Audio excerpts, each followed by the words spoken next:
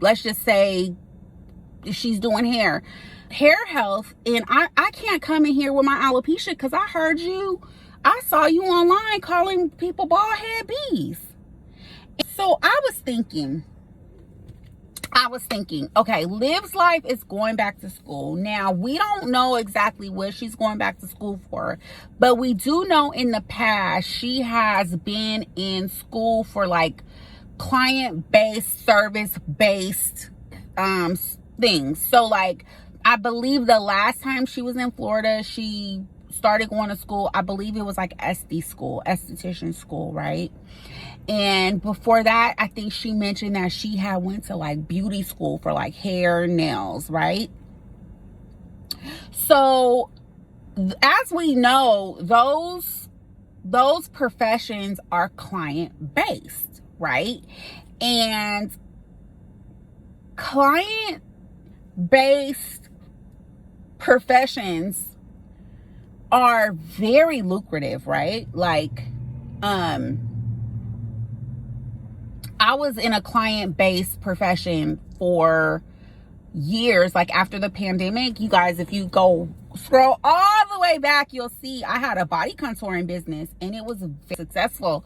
And it just got me to thinking, you guys know me, I'm a thinker. I always like to like put myself there and put my experiences on it and like compare and contrast and all that. So that's what I'm doing here. One thing that really stood out to me when I was thinking about Olivia in a client-based profession is her background, her attitude, and her level of like genuineness matters. All of that matters. You have to be a very conscientious, self-aware, intuitive individual to work with people in that type of space, especially if it's like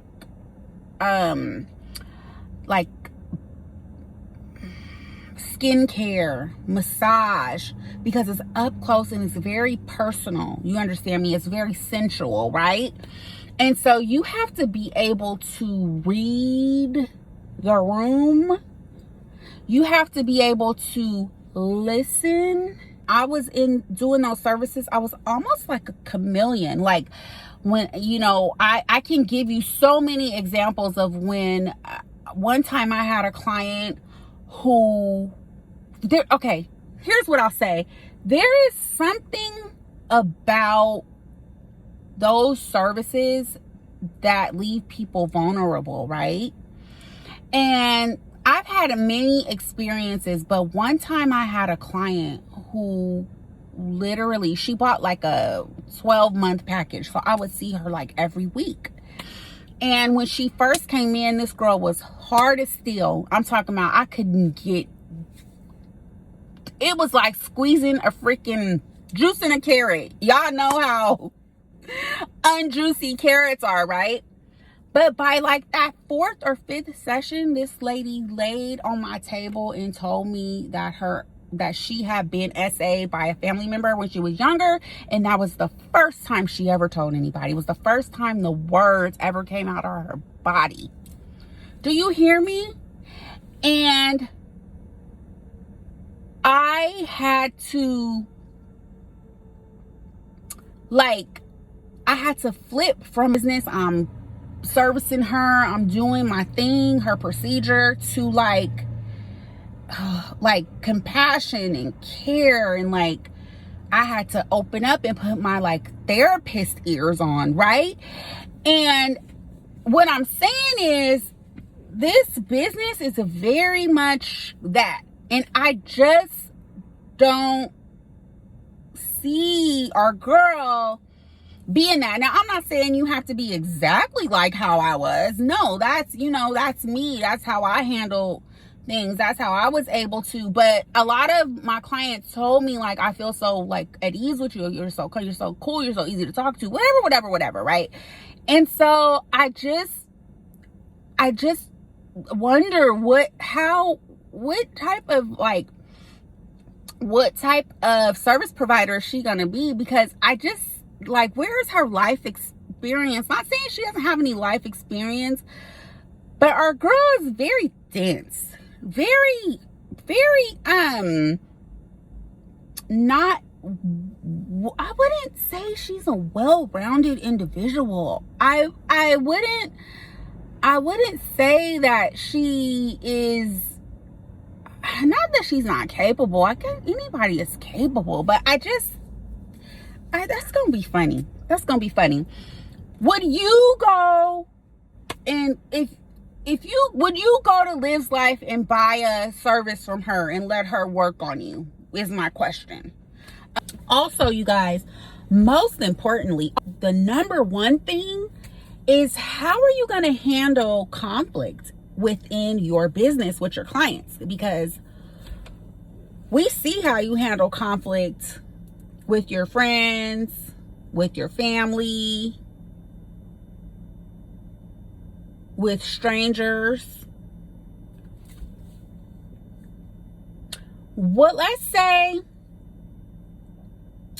because it happens to the best of us. I don't care how peaceful, how unproblematic, how well thorough you are with your instructions and your policies and procedures. It happens where someone misunderstands or tries to take advantage, or whatever the case may be. And there's a problem with the money, or they went and told or yapped or said you did a bad thing to them, or they didn't like the way you whatever, right? Because it happens to the best of us. How are you gonna handle that? You can't, as a service provider, you can't, let's say somebody gave you a bad review or says you did a bad job. You can't turn around and be like, they have herpes. You cannot do that. Or if they scam you. What if someone scams you out of some money? That'll make you mad. And that will, depending on your level of maturity, that will make you go. I've seen some people go. I've seen you go, Liv. How are you going to handle that? Because based on what I've seen in the past, you get on here cutting up about somebody did you something, scammed you, left a bad review, whatever. You come try to clear it up online the way that you try to come clear stuff up online, girl, ain't nobody coming to see you, because they're gonna say, oh, she might do that to me. She might, I'm not going to her, because I don't want no problems like that. That by far is the most important thing, how you handle conflict within your business. And how you handle conflict within your business, if you haven't practiced handling conflict in your personal life, if you don't have that straight, how are you gonna, like I just told y'all, you can't turn that off and on. You are who you are. You can't say, oh, I cuss my ex-husband out, I cuss my friend out because she was wrong, but I'm not gonna do that in my business. That's not how that works. That's not how that works. You are who you are. What is their level of integrity? Okay, you feel what I'm saying? Like, I'm leaving a credit card on file. I want to make sure my information is safe. You have people filling out forms. Is this person responsible to hold my personal information? You know what I'm saying? And when I just from watching her over the years and seeing how messy she is, how are you going to be the keeper and holder of someone's journey to, let's just say she's doing hair, hair health, and I can't come in here with my alopecia because I saw you online calling people bald head bees. And God forbid you become an esthetician because you chopped somebody, you bad skin bitches, those dark marks all over your, like, what? So how can I, as a client, feel comfortable coming to you with a face full of whatever, acne or acne scars or cysts or whatever it is, when you was online and my skin is clear, and that's great. That's great. An esthetician skin should be clear. When I was a body contourist, I was snatched, but I wasn't going around saying, "You fat bitch, you need to come see me." Like, this is not very business oriented. And at this age in the game, what is she, 35? That matters. That matters. So this is the conversation I wanted to have with you guys. I don't know what the girl's going to school for. You guys guess down in the comments. I'm going to assume it's got something to do with some type of beauty. I don't know if it's makeup or skin or hair or whatever it is. We know it's clientele based. What would you feel comfortable going to Olivia to have services done? I wouldn't. And I'm not saying that because I don't like her. Listen, I don't know her to not like her. I'm saying it based on what I've seen of her online. You bitches could never.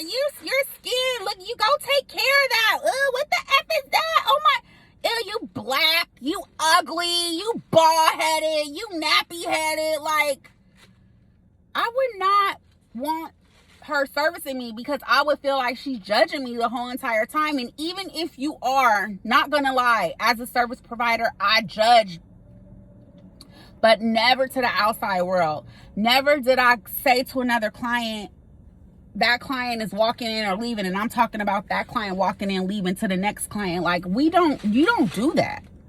That's code. And I'm not sure that's something that a person can learn. They don't teach that in school. When I was in nursing school, yeah, I learned how to have like a bedside manner. They did teach that. They taught professionalism. They taught, they presented us with different situations. Like, I remember how would you handle it? We ran through different scenarios, but a lot of patient care service provider stuff, it's an integrity thing. It comes from here. And anybody online acting like that, their integrity is not 100. It's just not. So let me know what y'all think down in the comments. I hope you have a beautiful day. Thank you so much for being here. I'll see y'all in the next one. Bye.